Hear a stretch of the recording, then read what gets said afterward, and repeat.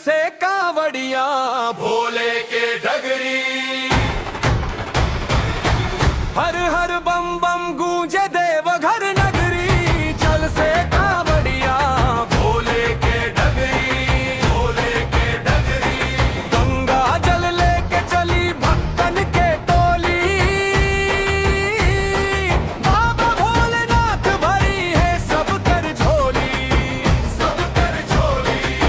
सावन के महीना मनवा भइल खुश, भोले के भक्ति में मीटे हर दुख।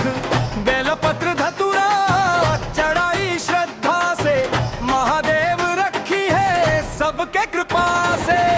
बोल बम के नारा दिल में उठे जोरे, जय शिव शंकर अब लागल भक्ति ठोर। कंधा पझोला पग में हिरासा,